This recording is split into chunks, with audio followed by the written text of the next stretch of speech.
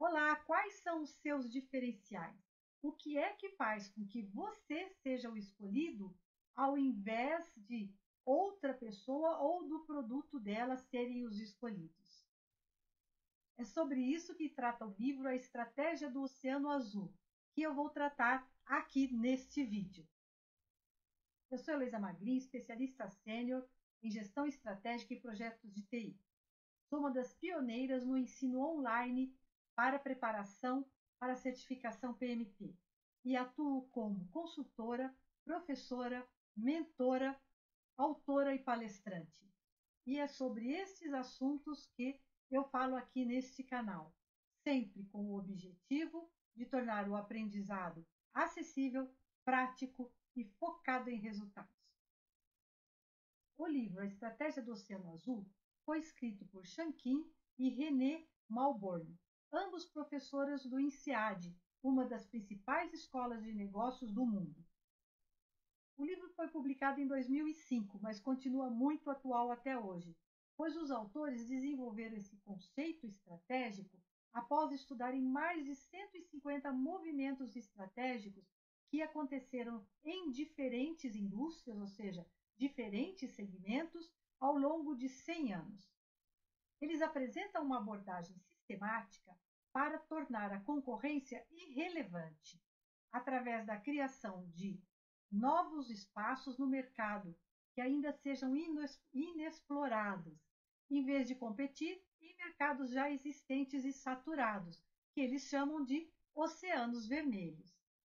Os principais conceitos do livro A Estratégia do Oceano Azul compreendem, então, exatamente, em primeiro lugar, a comparação entre esses oceanos vermelhos, onde a competição é muito grande, e os oceanos azuis, que seriam os lugares inexplorados, ainda sem competição, onde nós mesmos podemos criar uma nova demanda, um novo modelo, uma nova necessidade, ou uma solução para uma necessidade de mercado que ainda não foi explorado, ou pelo menos não foi explorado ainda da forma com que nós podemos sugerir. E isso serve tanto para os nossos negócios como para nós mesmos quando estamos no mercado de trabalho. O segundo ponto seria a inovação de valor. Este é o conceito central do livro, aonde ele busca simultaneamente a gente ter uma diferenciação, como foi citado, em baixo custo, ou seja, com baixo custo, com foco ainda em criar um valor diferenciado para os seus clientes ou para as empresas onde você trabalha, porque tanto podemos usar esses conceitos para a nossa carreira profissional, como para os nossos produtos, sejam eles digitais ou físicos.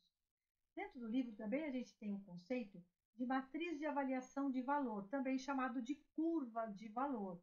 E essa ferramenta ele permite que a gente visualize o que os concorrentes oferecem, quais são os fatores que a indústria compete hoje para aquele negócio ou para aquela carreira que a gente está focando e o que é que os clientes recebem, para que a gente possa, a partir daí, começar a construir usando uma ferramenta, inclusive, que ele cita no livro, chamada de framework das 4 ações, começar a construir o nosso diferencial. Então, o que seria esse framework das 4 ações?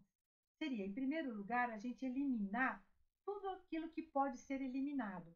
Por quê? Aquilo que a gente faz e que não é necessário é considerado desperdício ou agrega um valor desnecessário, né? Tem um custo que não gera valor para o mercado ou para o negócio. O outro é reduzir. Então, algumas coisas a gente não pode eliminar, mas a gente pode reduzir. Então, quais são os fatores que a gente precisa reduzir? Em compensação, outros fatores precisam ser aumentados. Então, nós precisamos aumentar esses valores. Quais são esses valores? São aqueles que vão gerar mais valor, aquilo que vai fazer com que nós possamos nos diferenciar. Então, nós temos que entender o que é que nós devemos aumentar. E, por sua vez, para criar aquele grande diferencial, nós precisamos criar. Criar o quê? Criar novos fatores, aquilo que realmente vai nos diferenciar. Então, essa é uma parte bastante importante, essa parte do framework das 4 ações. Repetindo, eliminar, reduzir, aumentar e criar. Tá? Um outro princípio-chave, então, que ele tem, né, os grandes princípios-chave que ele tem aqui são reconstruir as fronteiras de mercado, ou seja, a gente não pode ir só aonde o mercado vai hoje, a gente tem que ir além, tem que fazer alguma coisa diferente. Com isso, a gente muda as fronteiras, a gente inova. Tá? Focar no quadro geral, ou seja, entender como tudo está acontecendo para que a gente possa entregar o nosso diferencial sem esquecer daquilo que é necessário para o contexto onde nós estivermos inseridos. E ir além da demanda existente. Então, hoje a gente entende aonde as pessoas estão entregando valor, mas nós podemos ir além, mostrar um pouco mais. Por isso que a gente falou, né, de reconstruir fronteiras, porque nós vamos além, vamos empurrar essa fronteira um pouquinho mais distante. E precisamos acertar principalmente a sequência estratégica. Como é que isso será feito? De uma só vez, aos poucos? Como nós vamos conquistar esse diferencial e como o mercado vai reconhecer esse nosso diferencial? E para isso nós vamos precisar, gente, superar obstáculos. Superar obstáculos pessoais e principalmente se nós estivermos falando em organizações, em empresas, em produtos, nós precisamos superar os obstáculos organizacionais, porque eles existem, né? Barreiras e obstáculos organizacionais. E precisamos incorporar a execução à estratégia, porque se nós não tivermos ações, nós não vamos realizar nada. Todo o nosso planejamento tem que se diferenciar através de ações. Nós temos que conseguir entregar essas ações, né? Entregar aquele nosso diferencial. Nesse livro, A Estratégia do Oceano Azul, um dos exemplos que é citado e que é bem comentado a respeito disso é sobre o Circo de Soleil. Então, por quê? O Circo de Soleil, ele criou um oceano azul. Ele mudou a forma com que a gente enxergou o que é um circo.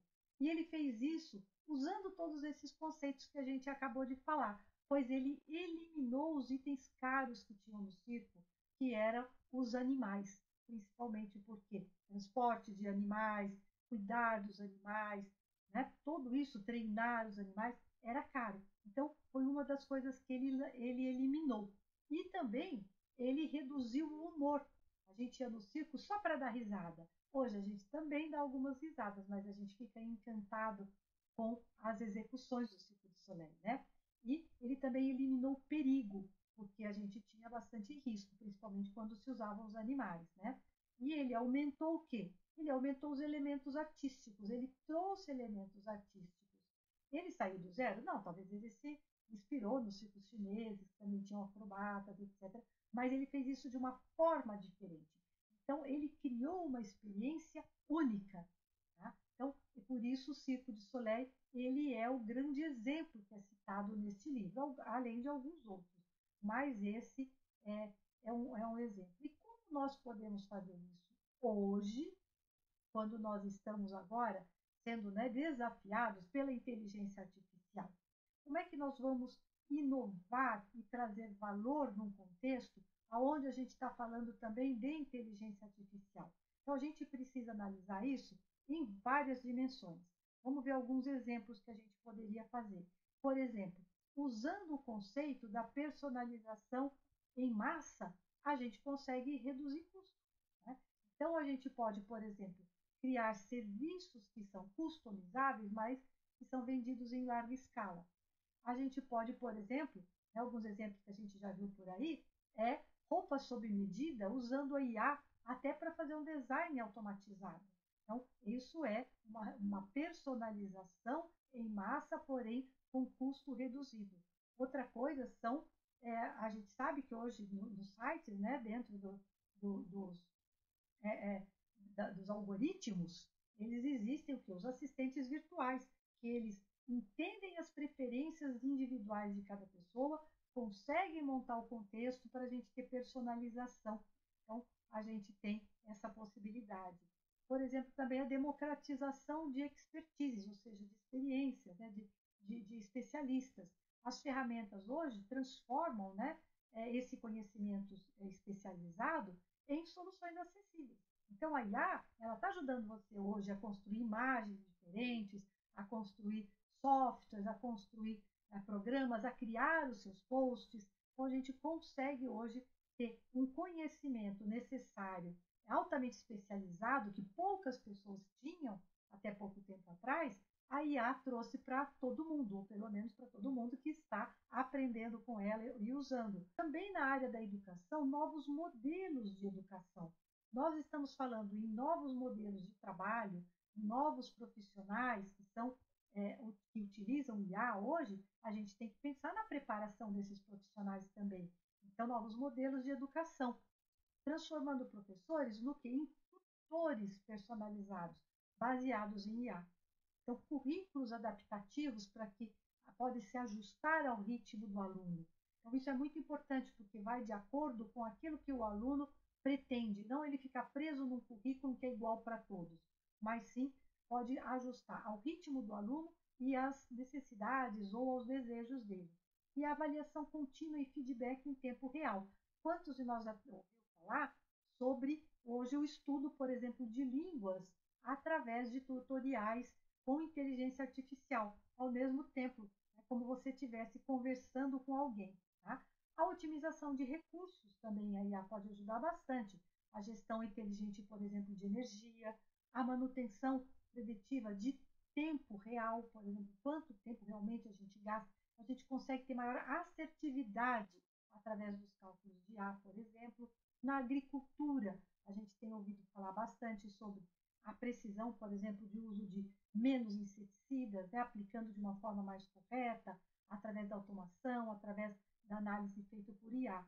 E o importante, que eu acho bastante, tem falado muito, você tem as experiências híbridas do humano com a inteligência artificial.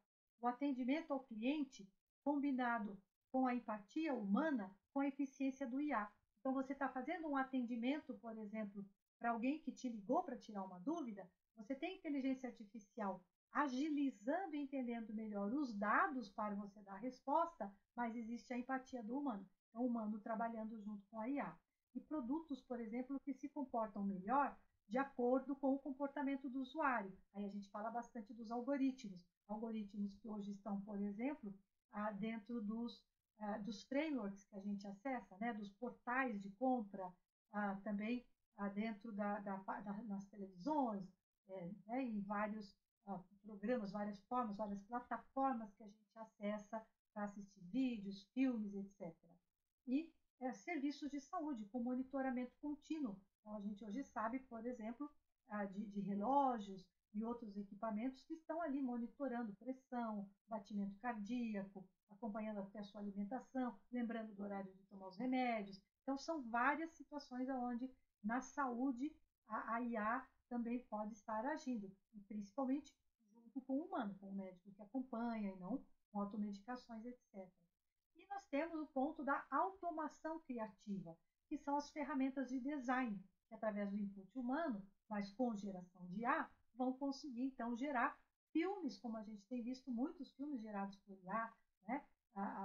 Vídeos para a gente poder colocar, produção de conteúdo personalizado, o humano com a IA, porque a IA também não faz tudo sozinha, então o humano tem que interagir, ver como é que foi feito, e o desenvolvimento, por exemplo, de produtos novos com prototipagem bastante acelerada, porque a IA ajuda nessa aceleração, faz a criação em 3D e muitos outros.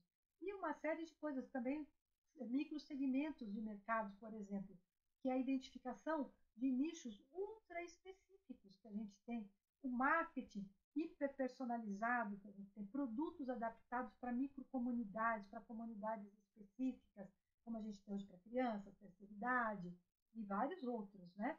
Então, a chave do valor da inovação com a IA está na redução de custos operacionais, que é bastante drástica, aumentar o valor percebido pelo cliente e criar novas categorias de produtos e de serviços que a gente ainda não tinha descoberto e, principalmente, tornar soluções que antigamente eram altamente complexas em acessíveis. Então, o diferencial está em encontrar o equilíbrio entre a automação, utilizando a inteligência artificial, artificial e o toque humano. Dessa forma, nós vamos conseguir criar soluções que não apenas substituem os processos existentes, mas transformam profundamente a experiência do usuário. Como é que a gente pode aplicar essas ações, né, na nossa carreira? Como é que a gente traz, lembra daqueles 4 pontinhos lá, né? Do eliminar, reduzir, aumentar e criar, dentro da nossa carreira.